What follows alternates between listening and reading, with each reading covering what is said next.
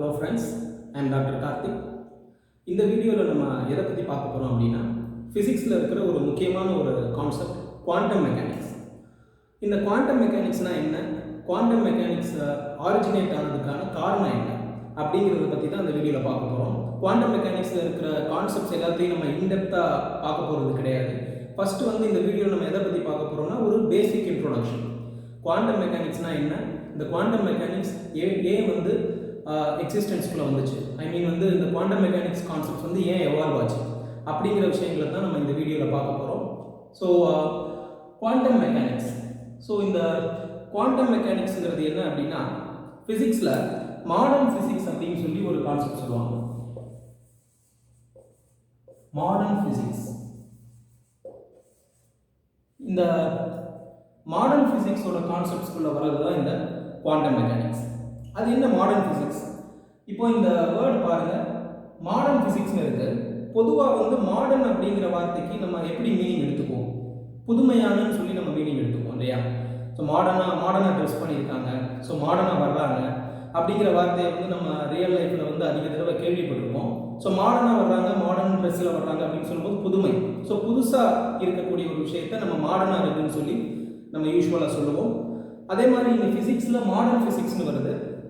அந்த modern physics அப்படிங்கிறது ஏன் மாடர்ன்கிற வார்த்தையை இங்கே ஃபிசிக்ஸுக்கு சேர்த்தாங்க அப்படின்னா, ரீசன்ட் டைம்ஸில் டெவலப் ஆன கான்செப்ட்ஸ். ஃபிசிக்ஸில் ரீசன்ட் டைம்ஸ் அப்படின்னா 1900, ஸோ 1900 அதுக்கப்புறம் டெவலப் ஆன சில கான்செப்ட்ஸ். ஸோ அந்த சில கான்செப்ட்ஸ் எல்லாத்தையும் மாடர்ன் ஃபிசிக்ஸுங்கிற கான்செப்ட்ஸில் கொண்டு வர்றாங்க. ஏன்னா ரீசெண்டாக அது டெவலப் ஆனது, சரிங்களா? ஸோ அதுக்கு முன்னாடி ஃபிசிக்ஸ் எப்படி இருந்தது அப்படின்னா, அதுக்கு முன்னாடி இருந்த ஃபிசிக்ஸ் எல்லாமே நியூட்டன்ஸ் லாஸ் அடிப்படையாக வச்சு இருந்தது. நியூட்டனோட அந்த லாஸ் பற்றி உங்களுக்கு தெரியும். நியூட்டனோட 3 லாஸ் இருக்குது. நியூட்டன்ஸ் லாஸ் ஆஃப் மோஷனை சொல்லுவோம். அந்த நியூட்டன்ஸ் லாஸ் ஆஃப் மோஷனை பேஸ் பண்ணி அல்லது அதை அடிப்படையாக வச்சுக்கிட்டு டெவலப் ஆன கான்செப்ட்ஸ் எல்லாமே முன்னாடி இருந்த ஃபிசிக்ஸ், அதாவது கிளாசிக்கல் ஃபிசிக்ஸ்னு சொல்லுவாங்க. ஸோ கிளாசிக்கல் ஃபிசிக்ஸ் அப்படின்னு சொல்லலாம். அதர் வேர்ட்ஸ் இதை கிளாசிக்கல் மெக்கானிக்ஸ்னு கூட சொல்லுவாங்க. ஸோ கிளாசிக்கல் ஃபிசிக்ஸ் அல்லது கிளாசிக்கல் மெக்கானிக்ஸுங்கிறது நியூட்டன்ஸ் லாஸ் அடிப்படையாக வச்சு டெவலப் ஆன கான்செப்ட்ஸ். ஸோ இந்த கிளாசிக்கல்ங்கிற வார்த்தையை பாருங்கள். கிளாசிக்கல்ங்கிற வார்த்தையும் பார்த்தீங்கன்னா ரியல் லைஃப்பில் நீங்கள் யூஸ் பண்ணியிருந்திருப்பீங்க. இந்த மாடர்ன்கிற வார்த்தைக்கு அப்படியே ஆப்போசிட்டான ஒரு விஷயம் தான் இந்த கிளாசிக்கல். ஸோ கிளாசிக்கல் டான்ஸ்னு சொல்லுவோம். கிளாசிக்கல் டான்ஸ்னால் நம்ம இந்த பரதநாட்டியம் இதெல்லாம் சொல்கிறோம். இதெல்லாம் பாரம்பரியமாக பல வருஷத்துக்கு முன்னாடியே நம்மகிட்ட டெவலப் ஆகியிருந்த டான்ஸ் ஃபார்ம்ஸ். ஸோ அதெல்லாம் நம்ம கிளாசிக்கல்னு சொல்கிறோம் இல்லையா? கிளாசிக்கல்னால் பழைய அப்படிங்கிற ஒரு மீனிங்கில். ஸோ அந்த பழையங்கிற மீனிங்கில் தான் கிளாசிக்கல் ஃபிசிக்ஸ் அல்லது கிளாசிக்கல் மெக்கானிக்ஸ் அப்படிங்கிற கான்செப்ட்ஸ்லாம் இருந்தது. இது எல்லாமே நியூட்டனுடைய லாஸை அடிப்படையாக வச்சுருந்தது. நியூட்டன்ஸ் லாஸ் ஆஃப் மோஷன் சொல்லுவோம், 3 லாஸ். ஸோ இந்த நியூட்டன்ஸ் லாஸ் அப்படிங்கிறது பொதுவாக நம்ம கண்ணால் பார்க்கக்கூடிய ஆப்ஜெக்ட்ஸுடைய மோஷன். ஸோ கண்ணால் பார்க்கக்கூடிய ஆப்ஜெக்ட்ஸ், மேக்ரோஸ்கோபிக் ஆப்ஜெக்ட்ஸ். இந்த மேக்ரோஸ்கோபிக் ஆப்ஜெக்ட்ஸோட மோஷன் இதெல்லாம் நம்ம என்ன பண்ணிக்கலாம் அப்படின்னா, இந்த கிளாசிக்கல் ஃபிசிக்ஸ் ஐடியாஸை வச்சு ஈஸியாக எக்ஸ்பிளைன் பண்ண முடியும். ஸோ அந்த காலத்திலே பார்த்தீங்க அப்படின்னா நியூட்டனோட லாஸ் எல்லாமே மேக்ரோஸ்கோபிக் ஆப்ஜெக்ட்ஸோட மோஷனுக்கு எக்ஸாக்டாக அவருடைய லாஸை நம்ம அப்ளை பண்ணுற மாதிரி இருந்தது. ஸோ அந்த காலகட்டத்தில் நியூட்டன்ஸுடைய லாஸ் ரொம்பவே ஒரு எல்லா மேக்ரோஸ்கோபிக் ஆப்ஜெக்ட்ஸோட மோஷனுக்கும் ஃபிசிக்ஸில் மோஸ்ட் ஆஃப் த ஃபெனாமினாலையும் நம்ம அந்த நியூட்டன்ஸ் லாஸை வச்சு எக்ஸ்பிளைன் பண்ண முடிகிற மாதிரி இருந்தது. ஸோ அப்போது அந்த ஸ்டேஜில் அது எல்லாத்தையும் கிளாசிக்கல் ஃபிசிக்ஸ் அல்லது கிளாசிக்கல் மெக்கானிக்ஸ்ங்கிற கான்செப்ட்குள்ளே கொண்டு வந்தாங்க. பட் லேட்டர் ஸ்டேஜஸில் என்ன ஆக ஆரம்பிச்சது அப்படின்னா, சில மைக்ரோஸ்கோபிக் ஆப்ஜெக்ட்ஸ் அப்படின்னா இப்போ நம்ம எலக்ட்ரான்ஸ், புரோட்டான்ஸ், இந்த மாதிரி கண்ணுக்கு தெரியாத சின்ன சின்ன ஆப்ஜெக்ட்ஸ், இந்த சின்ன சின்ன ஆப்ஜெக்ட்ஸுடைய மோஷன் இதை நம்மளால் என்ன பண்ண முடியலை அப்படின்னா, நியூட்டன்ஸ் லாஸை வச்சு கம்ப்ளீட்டாக எக்ஸ்பிளைன் பண்ண முடியலை. ஸோ இந்த எலக்ட்ரான்லாம் பார்த்தீங்க அப்படின்னா ஒரு நியூக்ளியஸை சுற்றி ரிவால்வ் ஆகுது அப்படிங்கிறது பார்த்தீங்கன்னா ரூதர்ஃபோர்டு ஆட்டம் மாடலில் அது இருக்குது.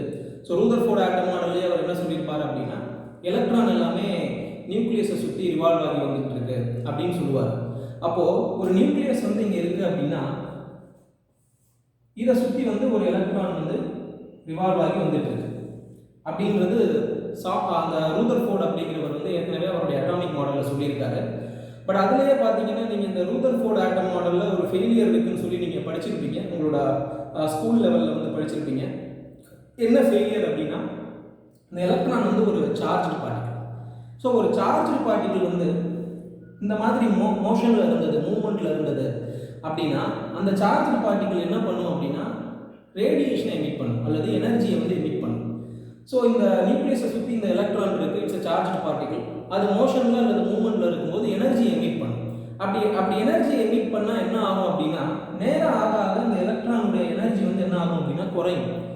அப்படி குறைகிறதுனால கம்ப்ளீட்டாக இதால் என்ன பண்ண முடியாது அப்படின்னா ஒரு சர்க்குலர் பாத்தை வந்து கம்ப்ளீட் பண்ண முடியாது. ஸோ அப்போ என்ன ஆகும் அப்படின்னா இப்படி வந்துட்டு இருந்தது அதோட ரேடியஸ் வந்து இந்த மாதிரி குறைய ஆரம்பிக்கும். ஸோ நான் சொல்ல வர கான்செப்ட் உங்களுக்கு புரியுதுன்னு நினைக்கிறேன். எலக்ட்ரான் வந்து ஒரு சார்ஜ் பார்ட்டிகிள். கிளாசிக்கல் ஃபிசிக்ஸோட ஐடியாஸ் படி அந்த ரூதர்ஃபோர்ட் அட்டாமிக் மாடலுக்கு நம்ம கிளாசிக்கல் ஃபிசிக்ஸ் அப்ளை பண்ணோம்னா இந்த எலக்ட்ரான் வந்து ஒரு சார்ஜ் பார்ட்டிகிள். இது மோஷனில் இருக்குது அப்படின்னா கண்டினியூஸாக இதால் சர்க்குலர் ஆர்பிட்டில் சுத்த முடியாது. காரணம் என்ன அப்படின்னா இந்த எலக்ட்ரான் இப்படி ரிவால்வ் ஆகி வரும்போது அதோட எனர்ஜி வந்து என்ன ஆகிட்டே வரும்னா குறையும். ஏன்னா இது சார்ஜ் பார்ட்டிகிள். ஸோ அதோட எனர்ஜி குறையுது அப்படின்னா இதால் என்ன பண்ண முடியாதுன்னா சர்க்குலர் பார்த்து இதால் கம்ப்ளீட் பண்ண முடியாது. அதுக்கு பதிலாக என்ன ஆகும்னா நேரம் ஆக ஆக இது ஃபாலோ பண்ணுற அந்த பாத்துடைய ரேடியஸ் வந்து இப்படி குறைஞ்சிக்கிட்டே வரும். ஸோ இதுக்கு நான் வந்து ஒரு எக்ஸாம்பிள் நான் உங்களுக்கு சொல்கிறேன். சொன்னேன்னா ஐ திங்க் வந்து உங்களுக்கு இது ஈஸியாக புரியும். இப்போ நம்ம வந்து சைக்கிள் ஓட்டிகிட்டு இருக்கோம். ஸோ சைக்கிள் ஓட்டிகிட்டு இருக்கும்போது ஏதோ ஒரு கிரவுண்ட் இருக்குது, அந்த கிரவுண்டை வந்து நம்ம சுற்றி வரணும், சைக்கிள் ஓட்டிகிட்டே சுற்றி வரணும் அப்படின்னு சொல்லி வச்சுக்கோங்க. நம்ம வந்து சைக்கிளை ஓட்டணும். ஸோ நம்ம சைக்கிள் ஓட்ட ஆரம்பித்ததுமே நமக்கு வந்து எனர்ஜி ஃபுல்லாக இருக்கும். அப்போ நம்ம என்ன பண்ணோம்னா அந்த கிரவுண்டை சுற்றி சைக்கிளை ஓட்டும்போது அந்த சர்க்கிளை வந்து நம்ம என்ன பண்ணிடுவோம் அப்படின்னா கம்ப்ளீட்டாக வந்து முடிச்சிடுவோம். ஸோ இப்படியே வந்து ஒரு ரவுண்டு 2 ரவுண்டுன்னு சொல்லி நம்ம அந்த சைக்கிளை ஓட்டிக்கிட்டே இருக்கும்போது என்ன ஆகும்னா ஒரு ஸ்டேஜ் நம்ம உடம்புல இருக்கிற எனர்ஜிலாம் குறைய ஆரம்பிக்கும். ஸோ அப்படி குறைய ஆரம்பிக்கும் போது என்ன ஆகும்னா நம்மளால் அந்த கம்ப்ளீட் சர்க்கிளை முடிக்க முடியாது. நம்மளோட எனர்ஜி குறைய குறைய நம்மளுடைய அந்த ஆர்பிட்டுடைய ரேடியஸ் வந்து குறையலாம். ஸோ அதே மாதிரி தான் இங்கேயும் இந்த எலக்ட்ரான் வந்து சார்ஜ் பார்ட்டிகிள். இந்த சார்ஜ் பார்ட்டிகிள் வந்து கிளாசிக்கல் ஃபிசிக்ஸ் படி இது மூவ்மெண்ட்டில் இருந்தால் ரேடியேஷனை எமிட் பண்ணும்.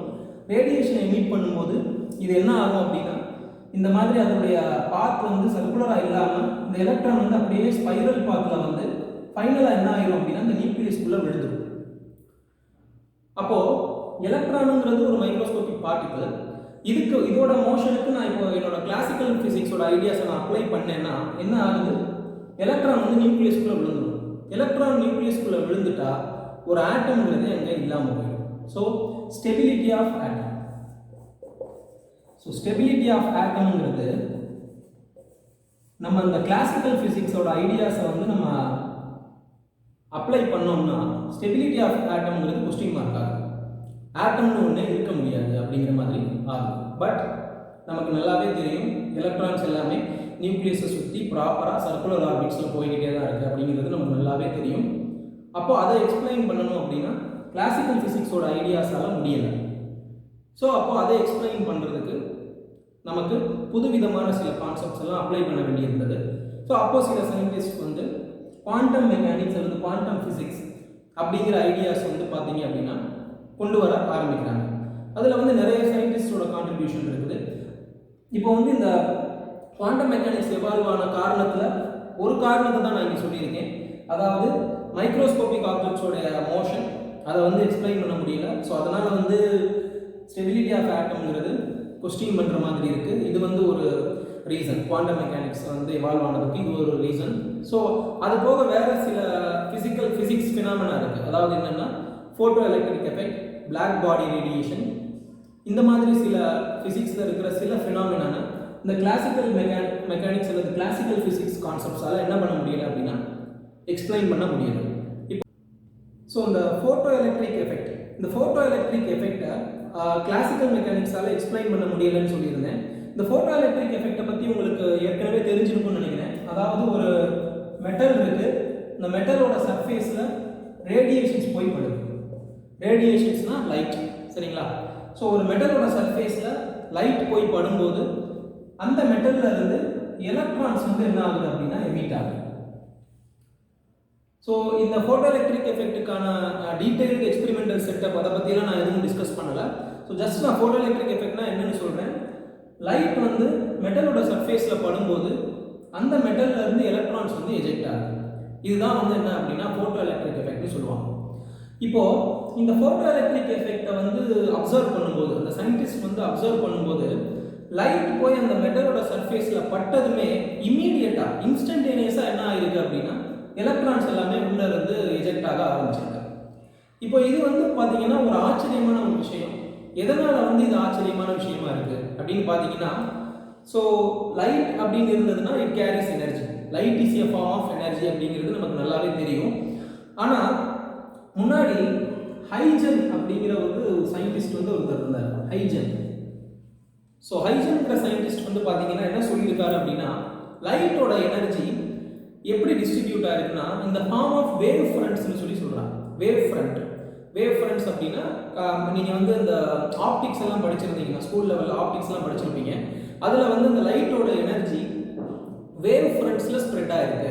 லைட்டோட எனர்ஜி கண்டினியூஸாக டிஸ்ட்ரிபியூட் ஆயிருக்கு இந்த ஃபார்ம் ஆஃப் வேவ் ஃப்ரண்ட்ஸ் அப்படின்றது இந்த ஹைஜன் அப்படிங்கிற சயின்டிஸ்டுடைய தியரி. ஸோ அவர் வந்து என்ன சொல்கிறார், லைட்டோட எனர்ஜி இந்த மாதிரி வேவ் ஃப்ரண்ட்ஸில் கண்டினியூஸாக ஸ்ப்ரெட் ஆகிருக்கும். ஸோ லைட்டோட எனர்ஜி ட்ராவல் ஆகணும் அப்படின்னா ஒவ்வொரு லேயர் பை லேயர் வேவ் ஃப்ரண்ட்னா நீங்கள் இந்த மாதிரி இமேஜின் பண்ணிக்கோங்க. ஸோ இந்த மாதிரி டயக்ராம்லாம் நீங்கள் வந்து ஸ்கூல் லெவலில் பார்த்துருப்பீங்க. ஸோ லைட்டோட வேவ் ஃப்ரண்ட்ஸ். ஸோ வேவ் ஃப்ரண்ட்ஸ்னால் இந்த மாதிரி அலாரையாக இருக்கிற மாதிரி நீங்கள் வந்து என்ன பண்ணிக்கோங்க அப்படின்னா இந்த மாதிரி டயக்ராம் வந்து நீங்கள் ஸ்கூல் லெவலில் புக்ஸில் பார்த்துருக்கலாம். ஸோ பார்த்துருக்கும்போது இந்த மாதிரி வேவ் ஃப்ரண்ட்ஸாக வந்து லைட்டோட எனர்ஜி டிஸ்ட்ரிபியூட் ஆகிருக்கு. அப்போது ஹைஜனுடைய கான்செப்ட் படி லைட்டோட எனர்ஜி இந்த மாதிரி கண்டினியூஸாக ஸ்ப்ரெட் ஆகி இருந்தது அப்படின்னா இந்த லைட் போய் இந்த மெட்டலோட சர்ஃபேஸில் பட்டதும் லைட்டோட எனர்ஜி மெட்டலில் இருக்கிற அந்த சர்ஃபேஸில் இருக்கிற எலக்ட்ரான்ஸுக்கு டிரான்ஸ்ஃபர் ஆகிறதுக்கு ரொம்ப நேரம் ஆகும். ஏன்னா எனர்ஜி வந்து இந்த மாதிரி கண்டினியூஸாக டிஸ்ட்ரிபியூட் ஆகிருக்கு. ஸோ கண்டினியூஸாக டிஸ்ட்ரிபியூட் ஆகிருந்தது அப்படின்னா ஒவ்வொரு லேயர் பை லேயராக தாண்டி தான் இந்த லைட்டோட எனர்ஜி என்ன ஆகணும் அப்படின்னா இந்த மெட்டலோட சர்ஃபேஸில் இருக்கிற எலக்ட்ரானுக்கு டிரான்ஸ்ஃபர் ஆகணும். ஸோ அந்த எனர்ஜியை வாங்கிக்கிட்டு அந்த எலக்ட்ரான்ஸ் வந்து மெட்டலோட சர்ஃபேஸில் இருந்து வெளியே வரணும். இது ஹைஜனுடைய அந்த தியரி.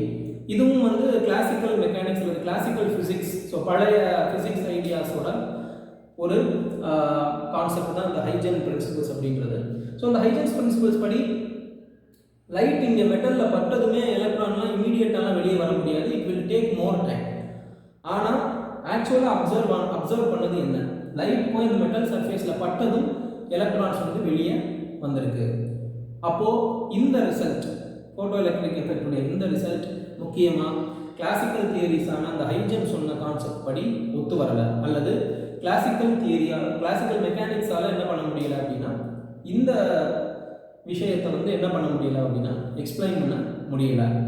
அப்போது வி நீட் வந்து சம்திங் டிஃபரெண்ட்னா கிளாசிக்கல் மெக்கானிக்ஸுக்கு அப்பாற்பட்டு என்ன பண்ண வேண்டியிருந்தது அப்படின்னா யோசிக்க வேண்டியிருந்தது. ஸோ அப்போ அந்த மாதிரி யோசிக்கும் போது மேக்ஸ் பிளாங்க் அப்படின்னு சொல்லி ஒரு சயின்டிஸ்ட், மேக்ஸ் பிளாங்க். ஸோ இந்த மேக்ஸ் பிளாங்க் அப்படிங்கிற சயின்டிஸ்ட் வந்து என்ன ப்ரப்போஸ் பண்ணுறாரு அப்படின்னா லைட்டோட எனர்ஜி இந்த மாதிரி கண்டினியூஸாக எல்லாம் டிஸ்ட்ரிபியூட் ஆகிருக்காது. ஸோ லைட்டோட எனர்ஜி எப்படி ட்ராவல் ஆகும் அப்படின்னா ஒரு பண்டிலாக ட்ரான்ஸ்ஃபர் ஆகும். Bundle or packet of energy, சரிங்களா? So bundle or packet of energy, இதை வந்து இன்னொரு பேர் என்ன சொல்லுவாங்க அப்படின்னா குவாண்டா அப்படின்னு சொல்லுவாங்க. ஸோ லைட்டோட எனர்ஜி ஹைஜன் சொன்ன மாதிரி கண்டினியூஸாலாம் ஸ்ப்ரெட் ஆகிருக்காது. லைட்டோட எனர்ஜி எப்படி ட்ரான்ஸ்ஃபர் ஆகும்னா ஒவ்வொரு பேக்கெட் ஆஃப் எனர்ஜியாக ட்ரான்ஸ்ஃபர் ஆகும். பேக்கெட் ஆஃப் எனர்ஜி அப்படின்னா ஒரு பண்டிலாக டிஸ்க்ரீட் பேக்கெட்ஸ்னு சொல்லுவாங்க. டிஸ்க்ரீட் பேக்கெட்னா ஒரு பண்டில் ஆஃப் எனர்ஜி ட்ராவல் ஆனது இன்னொரு பண்டில் ஆஃப் எனர்ஜி. ஸோ இன்னொரு பண்டில் ஆஃப் எனர்ஜி ட்ராவல் ஆனது இன்னொன்று இப்படி வரும். ஸோ அந்த பண்டில் ஆஃப் எனர்ஜி எப்படி இருக்கும் அப்படின்னா ஹெச்னியூனா நூங்கிறது நீங்கள் யூஸ் பண்ணுற லைட்டோட ஃப்ரீக்வன்சி, ஹெச்ங்கிறது பிளாங்க்ஸ் கான்ஸ்டன்ட்னு சொல்லுவாங்க. அது வந்து ஒரு கான்ஸ்டன்ட் வேல்யூ. ஸோ இப்போது லைட்டோட எனர்ஜி வந்து இந்த மாதிரி இது வந்து ஒரு பண்டில். ஸோ ஒரு பண்டிலோட எனர்ஜி எவ்வளோ இருக்குன்னா ஹெச்னியூ இருக்கும். அப்போது லைட்டோட energy is an integral multiple NHnu. So இந்த ஹெச்னியூ இருக்குன்னா அதோட இன்டெக்ரல் மல்டிபிள்ஸ். இந்த என்னோட வேல்யூ வந்து 1 2 3 இப்படி இன்டெக்ரல் வேல்யூஸாக இருக்கும். ஸோ அப்போ லைட்டோட எனர்ஜி கண்டினியூஸாக டிஸ்ட்ரிபியூட் ஆகலை, இந்த மாதிரி பண்டிலாக டிஸ்ட்ரிபியூட் ஆகிருக்கு. ஆர் பேக்கெட்ஸ் ஆஃப் எனர்ஜியாக டிஸ்ட்ரிபியூட் ஆகிருக்கு, ஆர் குவாண்டா ஆஃப் எனர்ஜியாக வந்து டிஸ்ட்ரிபியூட் ஆகிருக்குன்னு சொல்லி மேக்ஸ் பிளாங்க் சொல்கிறாரு. ஸோ அந்த குவாண்டா ஆஃப் எனர்ஜி = NHnu இந்த ஃபார்முலாவை ஒபே பண்ணும். ஸோ அப்போது பாக்கெட் ஆஃப் எனர்ஜியாக லைட்டோட எனர்ஜி ட்ரான்ஸ்ஃபர் ஆகும்போது ஸோ பாக்கெட்ஸ் ஆஃப் எனர்ஜியை ட்ரான்ஸ்ஃபர் ஆகும்போது இந்த மெட்டலோட சர்ஃபேஸில் பட்டதுமே உங்களுக்கு இன்ஸ்டன்டேனியஸாக எலக்ட்ரான்ஸ் வெளியே வரலாம். அப்போ ஃபோட்டோ எலக்ட்ரிக் எஃபெக்ட் எக்ஸ்பெரிமெண்டலாக அவங்க அப்சர்வ் பண்ணதை முன்னாடி இருந்த இந்த கிளாசிக்கல் மெக்கானிக்ஸ் கான்செப்ட்ஸ் படி அல்லது இந்த ஹைஜன் பிரின்சிபலோட கான்செப்ட்ஸ் படி என்ன பண்ண முடியலை, எக்ஸ்பிளைன் பண்ண முடியலை. மேக்ஸ் பிளாங்க்ங்கிறவர் புதுசாக வந்து ப்ரப்போஸ் பண்ண இந்த கான்செப்ட், அதாவது லைட்டோட எனர்ஜி குவாண்டாவாக ட்ராவல் பண்ணும் அப்படிங்கிற அந்த கான்செப்ட் மூலமாக எக்ஸ்பிளைன் பண்ணப்படுது. ஸோ அப்போது ரீசெண்டாக புதுசாக சொன்ன விஷயம் தானே, ஸோ தட் இஸ் குவாண்டா. ஸோ அப்போ குவாண்டான்னு சொல்லும்போது இந்த கான்செப்ட்ஸ் எல்லாமே புதுசாக வந்த மாடர்ன் ஃபிசிக்ஸ் அல்லது இந்த குவாண்டம் மெக்கானிக்ஸுங்கிற கான்செப்டில் வந்து வருது. ஸோ அப்போது ஃபோட்டோ எலக்ட்ரிக் எஃபெக்டை இப்போது ரீசெண்டாக சொல்லப்பட்ட இந்த கான்செப்ட்னால என்ன பண்ணிட்டாங்க அப்படின்னா எக்ஸ்பிளைன் பண்ணிட்டாங்க. ஸோ இது வந்து ஃபோட்டோ எலக்ட்ரிக் எஃபெக்டை வந்து என்ன பண்ண முடிஞ்சிருக்கு அப்படின்னா ரீசெண்டாக வந்த ஃபிசிக்ஸ் கான்செப்டால் எக்ஸ்பிளைன் பண்ண முடிஞ்சிருக்கு. ஸோ இதே மாதிரி பிளாக் பாடி ரேடியேஷன் ஒரு கான்செப்ட் இருக்குது. ஸோ இந்த பிளாக் பாடி ரேடியேஷன் அந்த கான்செப்டுடைய டீடைல்டு எக்ஸ்பெரிமெண்டல் செட் அப்படி இதை பற்றியெல்லாம் நம்ம இப்போ எதுவும் பார்க்க போகிறது இல்லை. பிளாக் பாடி ரேடியேஷனை பற்றி நீங்கள் வந்து நிறைய புக்ஸில் பார்க்கலாம். நான் வந்து அதோட அந்த கான்செப்டை மட்டும் சொல்கிறேன். ஒரு பிளாக் பாடிங்கிறது என்ன அப்படின்னா it can emit radiation of all wavelengths, அதே மாதிரி it can absorb radiation of all wavelengths. So ஒரு பிளாக் பாடியை வந்து நீங்கள் ஹீட் பண்ணுறீங்க அப்படின்னா வேரியஸ் டெம்பரேச்சர்ஸ்க்கு அது போகும். ஸோ ஒவ்வொரு டெம்பரேச்சர் போகும்போதும் அது ரேடியேஷனை வந்து எமிட் பண்ணும். ஸோ இந்த மாதிரி என்ன பண்ணியிருக்காங்க அப்படின்னா ஒரு பிளாக் பாடியை எடுத்துக்கிட்டு அது எமிட் பண்ணுற ரேடியேஷனை என்ன பண்ணுறாங்க அப்படின்னா அப்சர்வ் பண்ணுறாங்க. அப்சர்வ் பண்ணி அந்த ஸ்பெக்ட்ரமையும் அவங்க வந்து என்ன பண்ணுறாங்க அப்படின்னா பிளாட் பண்ணுறாங்க. ஸோ ஸ்பெக்ட்ரமை வந்து பிளாட் பண்ணும்போது அவங்களுக்கு அந்த பிளாக் பாடி ஸ்பெக்ட்ரம் அப்படிங்கிறது இந்த மாதிரி கிடைச்சிருக்கு. ஸோ இதை நான் வந்து இங்கே ட்ரா பண்ணுறேன். ஸோ ஜஸ்ட் ட்ரா பண்ணுறேன், கன்ஃபியூஸ் ஆகிக்காதீங்க. ஸோ இந்த மாதிரி வந்து கிடைச்சிருக்குது. ஸோ இங்கே வந்து அவங்க ஃப்ரீக்வன்சியையும் இங்கே வந்து எனர்ஜியையும் பிளாட் பண்ணிட்டு பார்க்கும்போது பிளாக் பாடி ரேடியேஷனோட ஸ்பெக்ட்ரம் வந்து உங்களுக்கு இந்த மாதிரி கிடைச்சிருந்திருக்கு. இந்த ஸ்பெக்ட்ரமையும் முன்னாடி சொல்லப்பட்ட கிளாசிக்கல் ஃபிசிக்ஸோட ஐடியாஸ் மூலமாக எக்ஸ்பிளைன் பண்ண முடியலை. ஸோ லேட்டஸ்ட் ஸ்டேஜஸில் அங்கேயும் வந்து இந்த மேக்ஸ் பிளாங்கோட ஐடியாஸ் தான் வந்து யூஸ்ஃபுல்லாக இருந்தது. ஸோ மேக்ஸ் பிளாங்கோட சொன்ன ஐடியாஸை பேஸ் பண்ணி அந்த பிளாக் பாடி ரேடியேஷனுக்குள்ளே இருக்கிற அந்த வால்ஸ், அந்த பிளாக் பாடின்னு சொல்லக்கூடிய அந்த பிளாக் பாடியுடைய வால்ஸ் இருக்கு இல்லையா, அந்த வால்ஸில் ஃபுல்லாக நிறைய சிம்பிள் ஹார்மோனிக் ஆசிலேட்டர்ஸ் இருக்குது. அந்த ஆட்டம்ஸ் எல்லாம் சிம்பிள் ஹார்மோனிக் ஆசிலேட்டர்ஸ் மாதிரி இருக்குது. ஸோ அது என்ன பண்ணும் அப்படின்னா ரேடியேஷனை இந்த மாதிரி in form of quanta, in form of குவாண்டானா பண்டிலாக தான் என்ன பண்ணுது அப்படின்னா அந்த எனர்ஜியுடைய ரேடியேஷன் வந்து இருக்குது, அந்த ரேடியேஷனோட எனர்ஜிங்கிறது இருக்குது அப்படின்னு சொல்லி அங்கேயும் மேக்ஸ் பிளாங்கோட கான்செப்ட்ஸ் தான் யூஸ் ஆகிருக்கு. ஸோ அப்போயும் வந்து பிளாக் பாடி ரேடியேஷனையும் என்ன பண்ண முடியல, பழைய கிளாசிக்கல் ஃபிசிக்ஸோட ஐடியாஸ் மூலமாக எக்ஸ்பிளைன் பண்ண முடியலை. ஸோ அப்போ வந்து இந்த குவாண்டா அப்படிங்கிற கான்செப்ட், லைட்டுடைய குவாண்டா அப்படிங்கிற கான்செப்ட் மூலமாக தான் எக்ஸ்பிளைன் பண்ண முடிஞ்சிருக்கு.